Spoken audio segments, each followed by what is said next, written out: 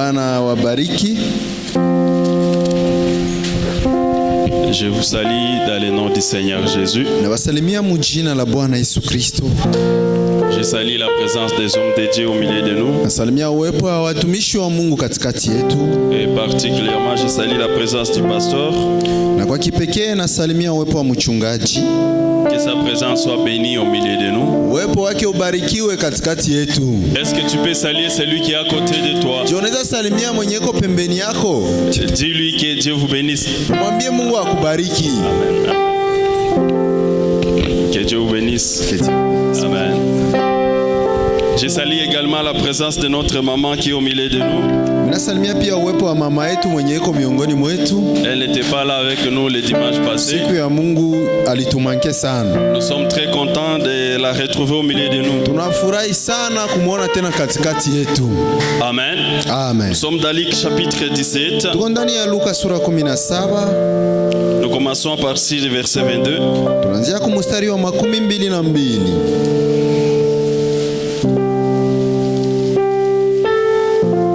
Dit aux disciples, des jours viendront où vous désirerez voir un de ces jours, un des jours du Fils de l'homme, et vous ne le verrez point, et on vous dira, il est ici, il est là, n'allez pas, ne courez pas après, car l'éclair resplendit et brille d'une extrémité du ciel à l'autre, ainsi sera le Fils de l'homme à son jour.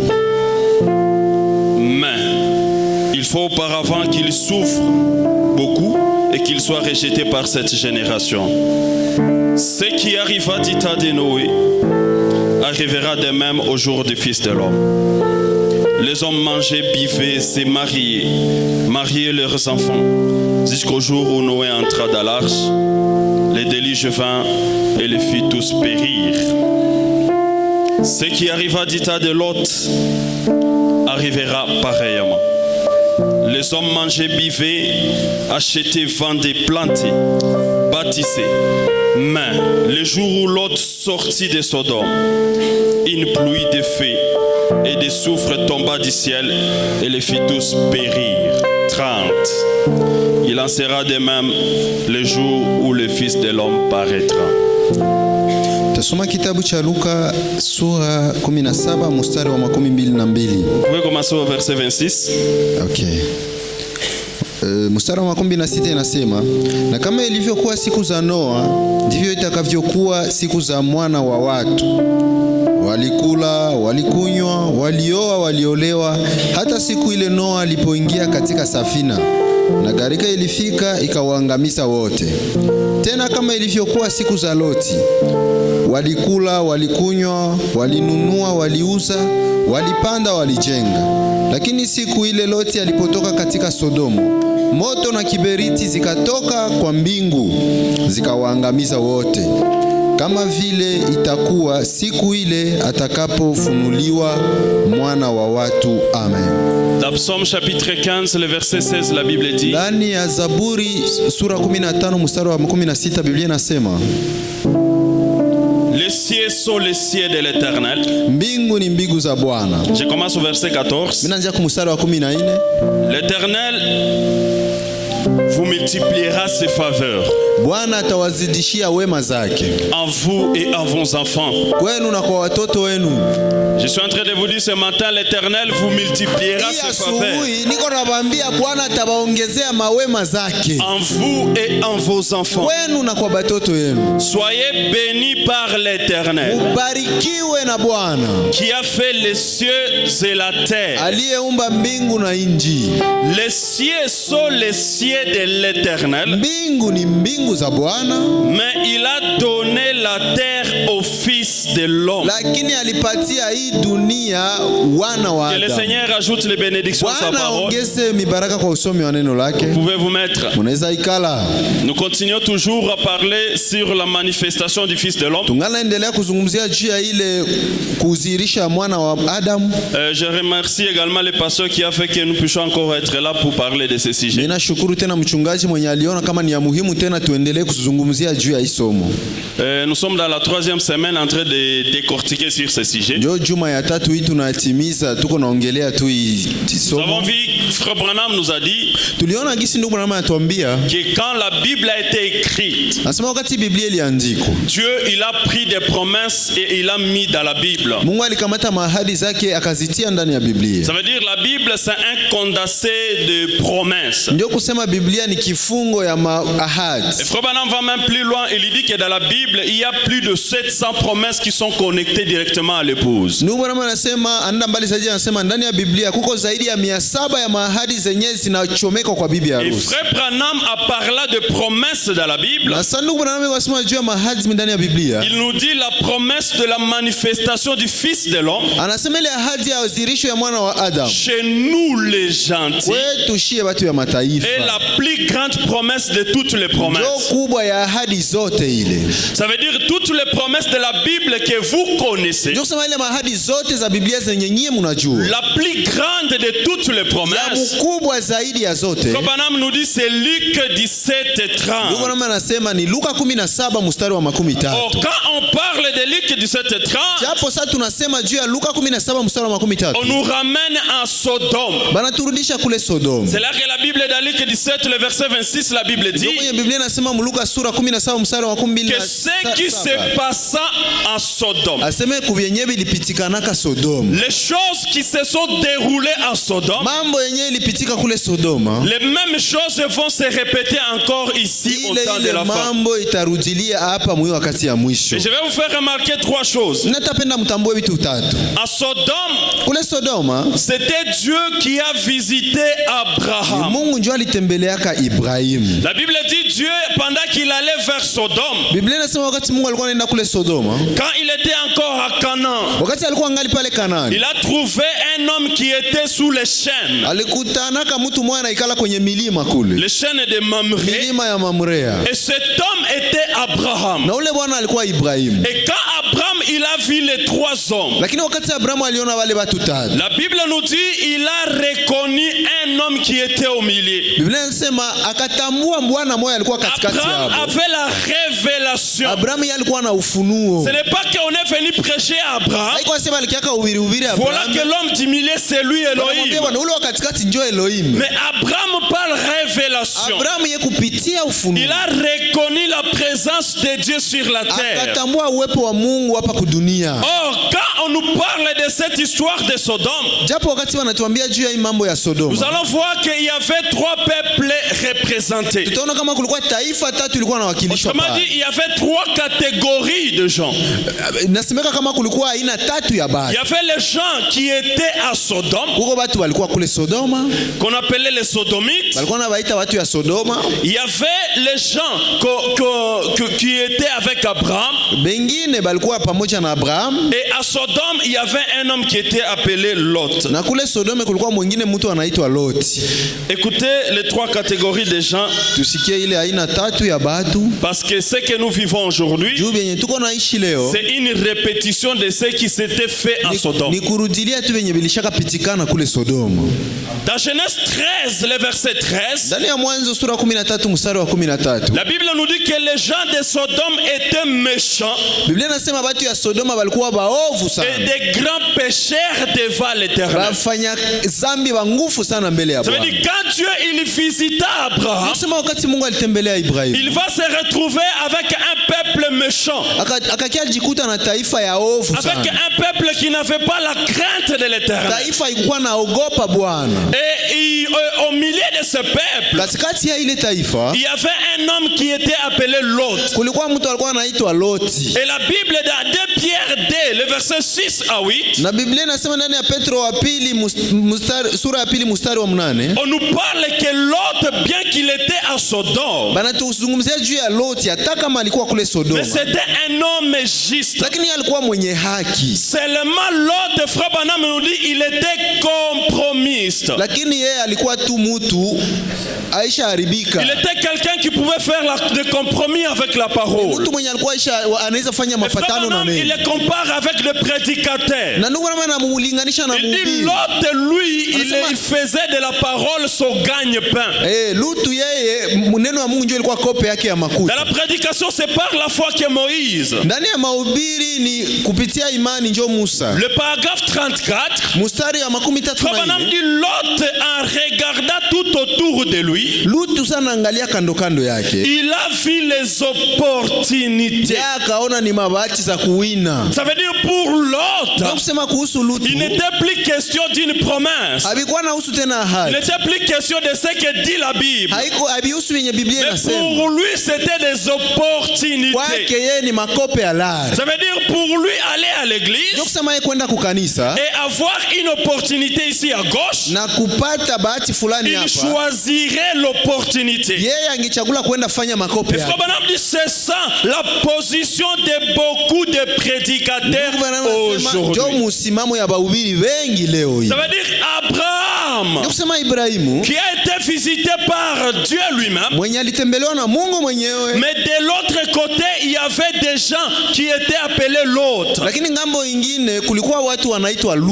Dieu dans la chair humaine n'avait jamais visité l'autre. Ça veut dire les trois catégories de gens. Il y avait qu'Abraham seul qui a vu la visitation de Dieu lui-même.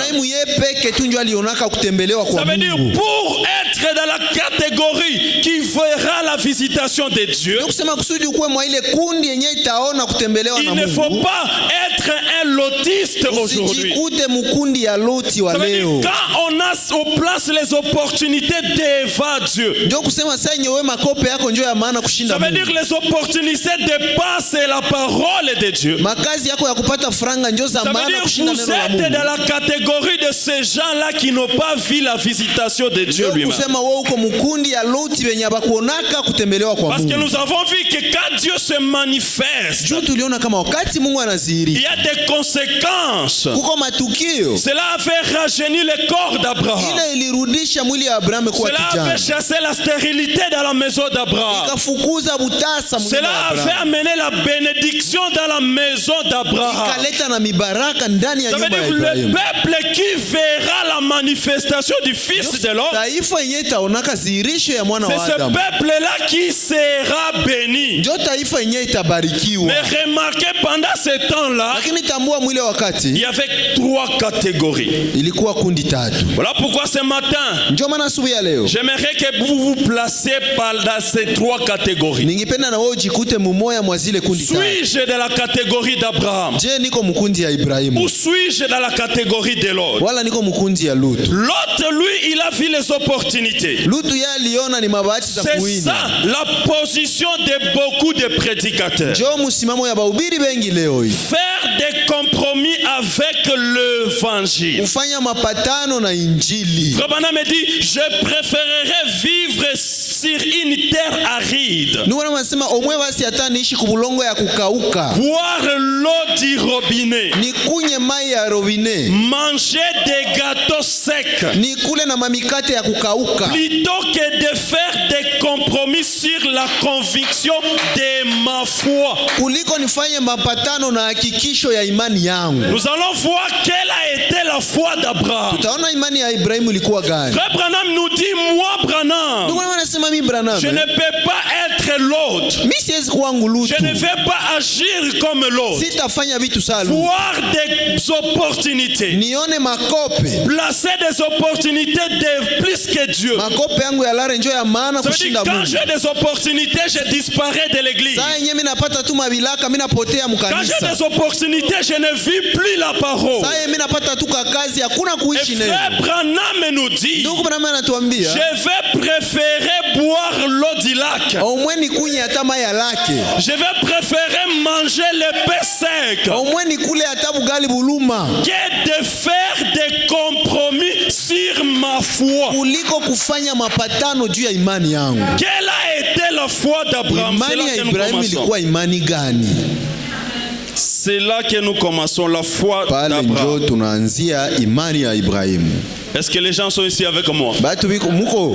Les trois catégories. Ile kundi tatu. Il y avait les sodomites. Kulikuwa batu ya Sodoma. Et la Bible nous dit dans Genèse 13:13 Na Biblia inatuambia ndani ya Mwanzo 13 mstari wa que ce 13. sont des grands pécheurs. Ni wafanya dhambi wa nguvu sana. La Bible nous dit Biblia inatuambia il dit ce sont des gens qui étaient méchants. anasema ni watu walikuwa waovu sana. Et au-delà de ces sodomites, il y avait Lot. Na zaidi ya wale watu ya Sodoma kulikuwa Lot. Un homme qui faisait des compromis avec la Mtu parole. mwenye alikuwa afanya mapatano na neno. Un homme, tous ceux qui ne voyaient que c'était des opportunités. Yeye yote yenye alikuwa anaona ni ngapi atapata. On lui invite à l'église, il lui voit qu'est-ce que je vais gagner en allant à l'église. Anamuita mkanisa, yeye anajiuliza kule ndaua ngapi kule. Vous allez me payer combien? Utanilipa ngapi kule? On dit cela est comparé aux prédicateurs modernes. Ndio wanasema ile inalinganishwa na bahubiri ya Et kisasa. l'autre moderne, Balutu wa ce sont kisasa. des gens qui cachent leurs convictions Abo wanafichaka ile hakikisho en yao. vue de l'argent.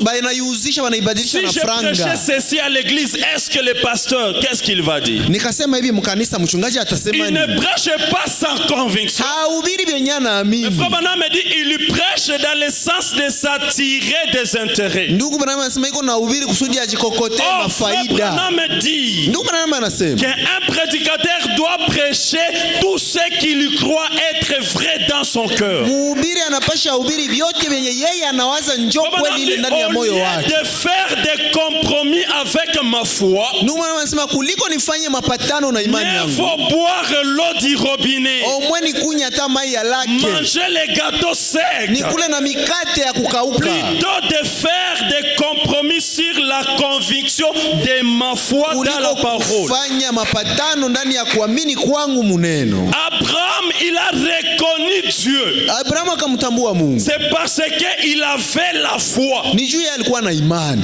La foi d'Abraham Imani ya Ibrahimu était une révélation. ilikuwaka ufunuo. Abraham dit la foi c'est la révélation. Anasema imani ni ufunuo. Et il lui dit demandez la révélation plus que toute autre Ndugu chose. Branham anasema mulombe kwa kupata ufunuo kuliko kila kitu Dans yote. exposé de cet âge de l'église, Ndani ya maelezo ya vizazi saba ya kanisa, page 13. ufungo ya 13, Écoutez ce que Frère Branham dit. karatasi ya 13, Exposé de cet âge de l'église, maelezo ya vizazi saba ya kanisa, page 13. karatasi ya 13.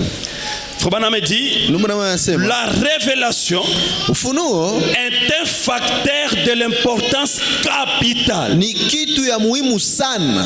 On n'insistera jamais trop sur l'importance pour les vrais croyants de la révélation par l'esprit. Hein?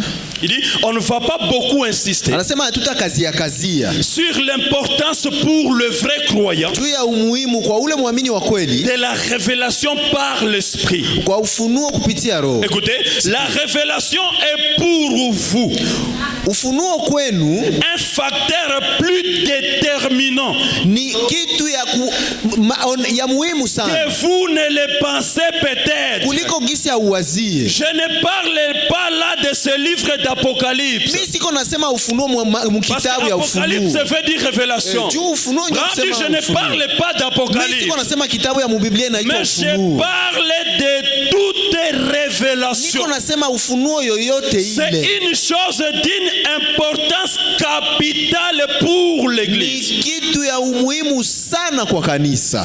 Abraham, lui qui était l'église élue, Abrahamu mwenyewe alikuwa kanisa teule. la chose capitale qu'il devrait avoir, Kitu ya muhimu sana angelipasha kuwa nayo c'était la révélation. ilikuwa ni ufunuo. Abraham, lui, n'était pas comme l'autre. Abrahamu yakuwa saa Lutu. Quand les deux anges ont visité Sodome, Saba malaika wawili walishuka kwenda Abraham dit Sodoma. Lot a appelé les deux anges mes seigneurs.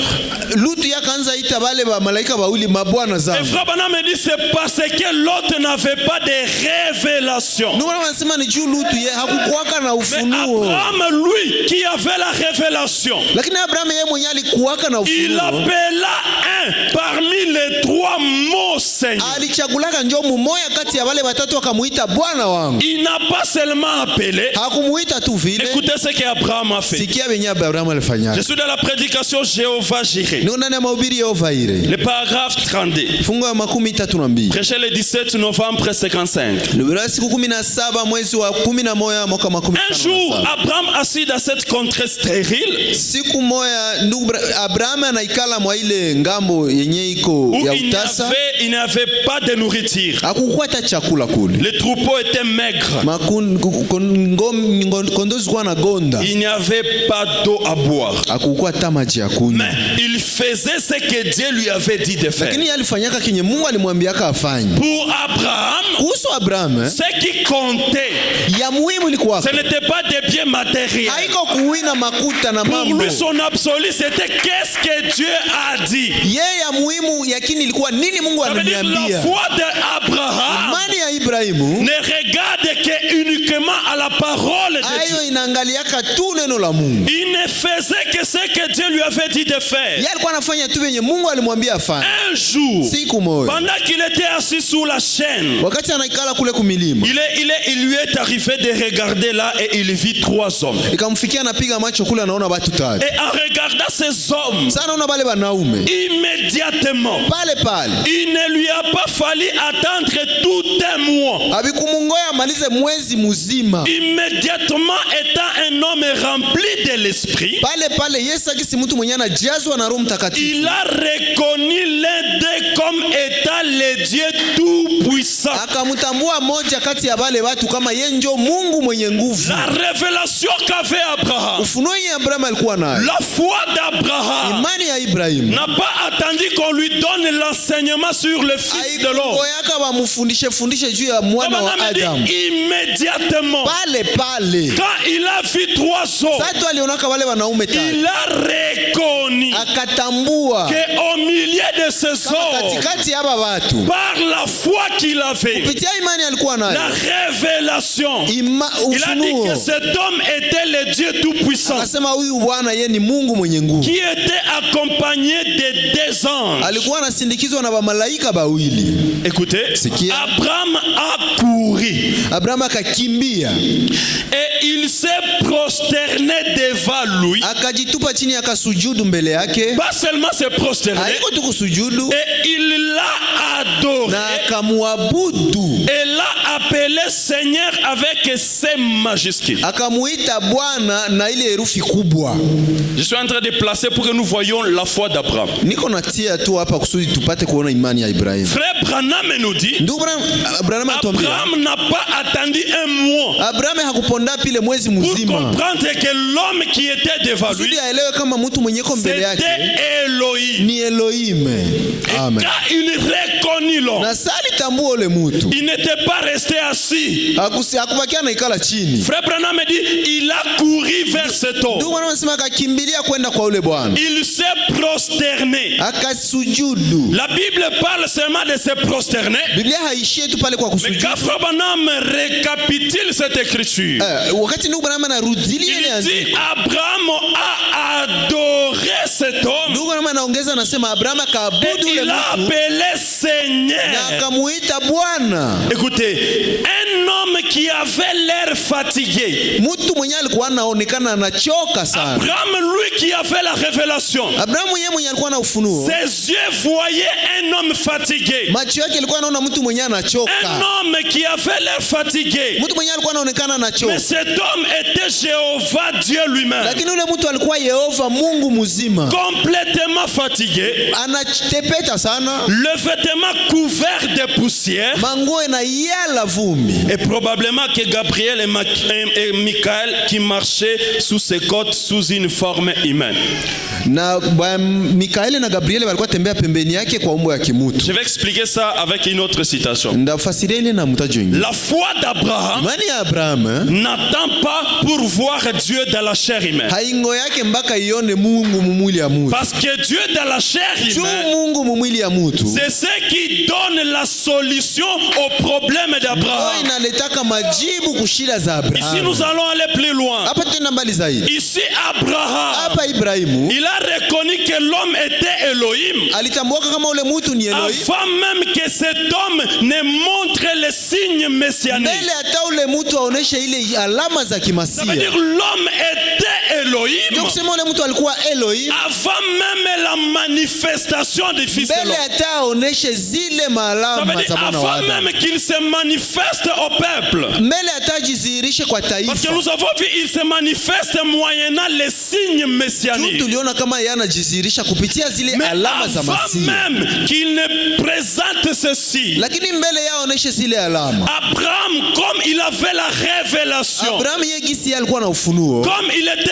un homme de foi, Vile yeye alikuwa mtu wa imani. il a vu que cet homme, même si ses vêtements sont fatigués, Akasema huyu mtu hata kama anavala vitu ya kupasua même ya s'il kuchoka. a l'air fatigué, Hata kama anafanana mwenyewe cet anachoka. homme est Dieu. Huyu ni Mungu Et il se mzima. prosterna. Na akasujudu. Maintenant, est-ce que nous allons aussi nous prosterner? Je, na shetu tuanze tusujudu Frère sujudu. Branham dit, Ndugu Branham dans la anasema prédication La foi de Marie, ndani ya mahubiri ya imani ya qui Maria. a été prêché le 11 mars 60, Siku 11 mwezi wa 3 mwaka wa paragraphe 54. fungu 54. Branham dit, il y avait un ange qui était resté avec l'église Élie. Branham anasema kwa malaika alibakianaka kanisa Et il a parlé teule. avec Abraham, il a discerné les pensées, il est en train de Akazungumza na parler. Abraham akipambanua Et siri. il a montré que sa femme, elle allait rejeunir et elle allait avoir un enfant. Akaonesha kama mke wake angeligeuka kijana na anapata mtoto. Écoutez, Sikia. Abraham l'a appelé Elohim. Abraham akamuita Elohim. Frère Branham dit, Elohim veut dire éternel Dieu. Ndugu Branham anasema Elohim ndio kusema Bwana Mungu wa milele. C'est lui qui vit par lui-même. Mwenye anaishi kupitia yeye mwenyewe. Cet homme qui avait l'air fatigué. Ule mtu mwenye alikuwa anaonekana na Cet tepeti. homme qui avait des vêtements avec des poussières. Ule mtu alikuwa na yala manguo na yala Mais vumbi. Abraham, la révélation, Lakini ufunuo kupitia a Ibrahim poussé qu'il appelle cet homme Elohim. ilimsukuma yeye kuita ule mtu Elohim. Pas l'homme qui était assis là. Hapana ule mtu mwenye alikuwa anaikala pale. L'homme que Abraham appelait Elohim. Ule mtu mwenye Ibrahim alitaka Elohim. Abraham nous dit ce n'était pas l'homme là de chair. Ndio maana anasema haiko ule bwana mwenye alikuwa na mwili Je pale. récapitule. Abraham l'appela Elohim. Abraham akamuita Elohim. Pas l'homme qui était assis là mangeant du steak.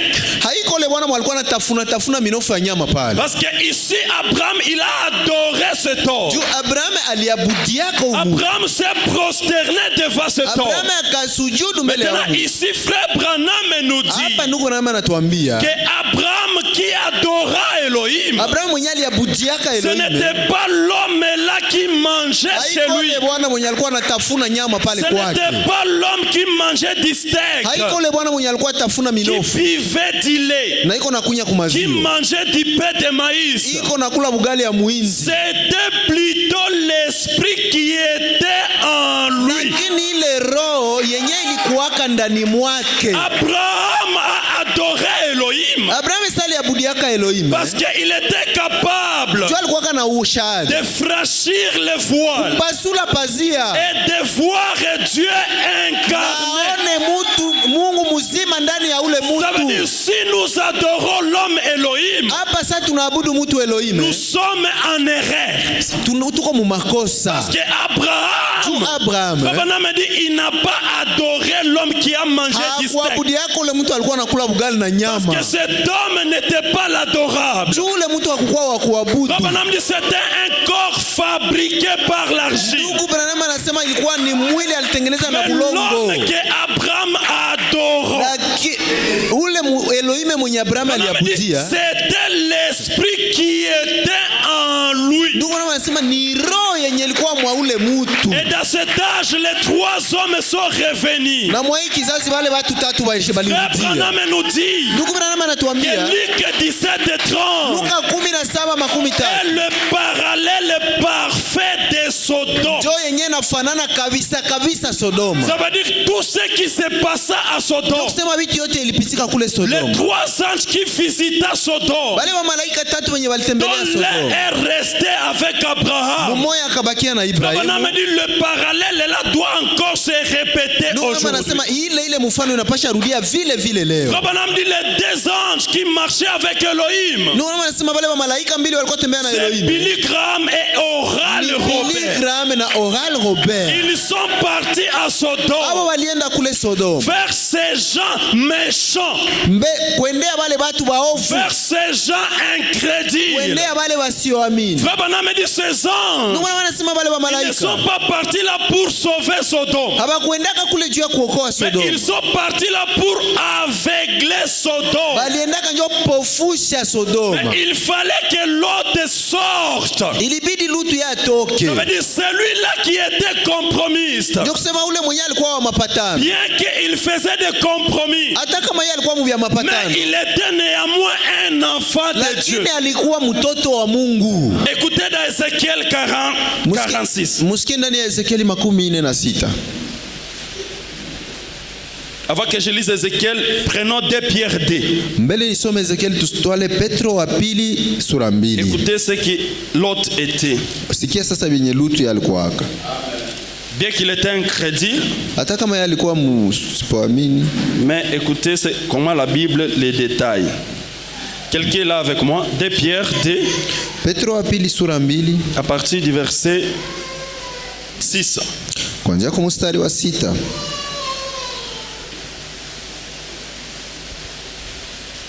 Je sais que quelqu'un sera béni ici ce matin. Nawaza uko mtu atabarikiwa pa asubuhi ya leo.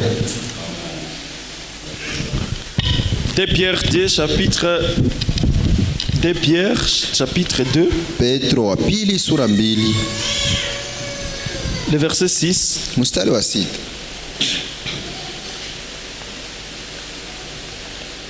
La Bible dit: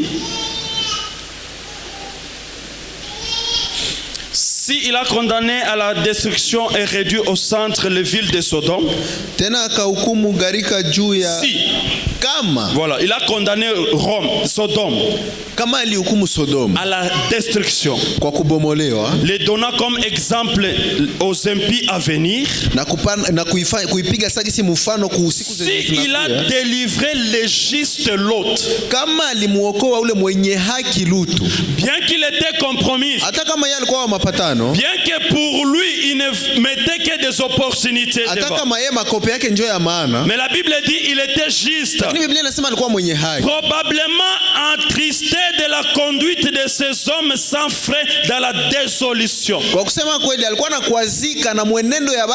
dire bien qu'il était dans le monde, mais ces gens, la façon dont ils vivaient, ils ne participaient pas avec eux. Maintenant la Bible dit le Seigneur, car c'est juste, qui habitait au milieu d'eux, tourmentait journalièrement son âme à cause de ce qu'il les voyait et attendait leurs œuvres criminelles. Il était juste, mais injuste et tourmenté. Comme on me dit, il laissait faire le désordre. Ça veut dire il n'empêchait pas les erreurs d'être commises. Ça veut dire pour lui il suffisait que l'église soit grande. Comme on a dit, l'autre il est un prédicateur à la chair qui fait des compromis avec les Écritures. Il va vouloir avoir une très grande église sans tenir compte à ce que la parole de Dieu dit. Il suffit que l'église soit grande pour lui, c'est tout. Que les gens vivent mal, ce n'est pas son problème. Lui, il est juste. Il ne commet pas de péché. Mais il n'empêche non plus les gens à commettre des péchés. Ça veut dire cela ne va pas l'amener à être perdu. Mais comme il est juste,